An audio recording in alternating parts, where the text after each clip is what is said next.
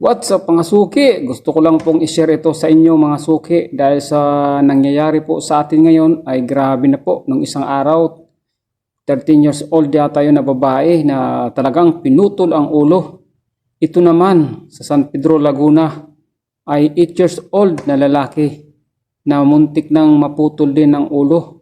Parang pinagtripan lang ata itong batang ito dahil papasok po sa school. Grabe, 8 years old. Ang gumawa siguro nito sigurado ay lulong sa droga. Grabe po yung mga suki, yung mga nangyayari ngayon. Dahil po sa sobrang paggamit ng droga ay talagang iba talaga yung naiisip ng tao.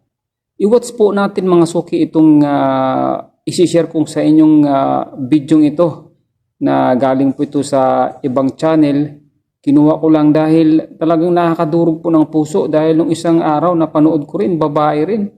Ay talagang pinutol talagang ulo. Ito naman batang lalaki, 8 years old, papasok sa school. Ito po yung ginawa sa kanya. Parang napag-trippingan lang ata ito ng mga adik na lulong sa droga. Mula po yung nawala yung war on drugs ni Duterte ay bumalik po yung mga tao na lulong talaga sa paggamit na ipinagbabawal na gamot. I-watch po natin mga suki itong video ito. Talaga nakakadurog po ng puso. Kapamilya, babala po dahil sensitibong balita ang inyong matutunghayan. Brutal na pinatay ang 8 taong gulang na grade 3 student sa San Pablo City, Laguna na papasok na sana sa eskwelahan. Tadtad ng taga ang biktima ng matagpuan sa isang gubat malapit sa kuweba. Live at exclusive nagpapatrol Pablo City si Dennis Datu. Dennis, may suspect na ba ang mga pulis at bakit pinatay ang bata? Sa ngayon ay tanging may hawak pa lamang na person of interest ang San Pablo City Police sa nangyaring karumal-dumal na krimen na ito kung saan ay halos mapugutan pa ang biktima.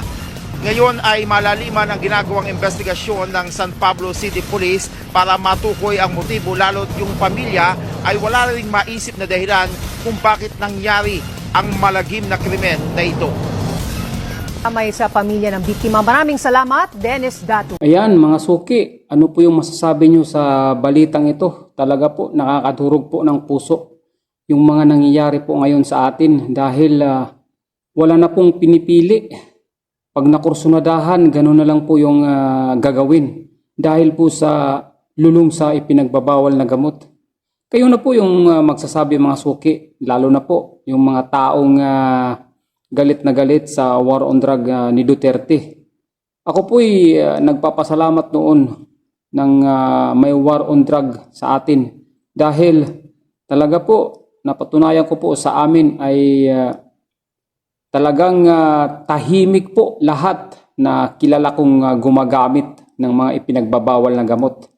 Kahit nasa malayong lugar ako ay alam ko po talaga na naging nag-relax kasi delikado pag nahuli sila. Pero ngayon po ay talagang napakadelikado po ng panahon. Paki-comment naman po mga suki kung ano po masasabi nyo sa balitang ito. Talaga nakakadurog po ng puso. 8 years old na bata na lalaki, papasok. Yun po ang ginawa ng mga taong salbahe. Paki-comment naman po mga suki at ingat po tayo lagi sa ating ginagawa sa araw-araw. Masalam mga suki.